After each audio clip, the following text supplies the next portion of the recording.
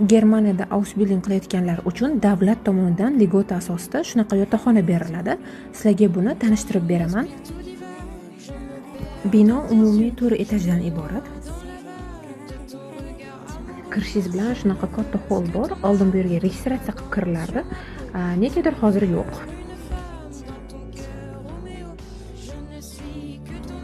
Bu yerda dam olish, dars qilish yoki doskaga dil izhorlarini yozish mumkin.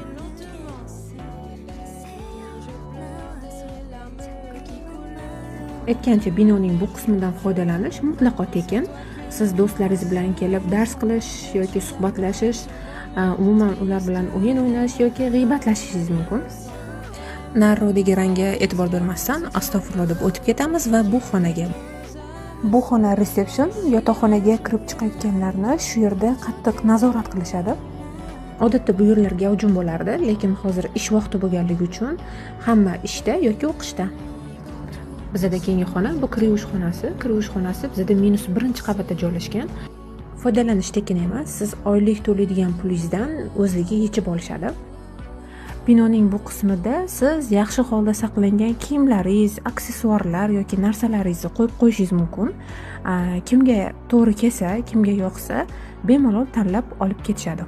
Okey, endi asosiy qismga o'tamiz. Living zone. Bu yerda 4 etajdan iborat. Men 3-etajda turaman.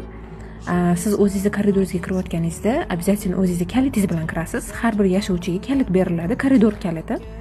Bu yerda sharoitlar действительно хорошо. Qattiq tartib-qoida bor. Bu yerga ko'chadan begonalarni olib kirish mumkin emas. U do'stingiz bo'ladimi, aka-uka yoki opa-singlingiz bo'lsa ham olib kirish mumkin emas. Bunaqangi VIP yotoqxonalar narxiga qiziqayotgan bo'lsangiz, kommentariyada price deb yozib qoldiring. Agar room tourga qiziqsangiz, room tour. O'shanda keyingi videomiz qaysi kommentariya ko'p like bossa o'sha haqida.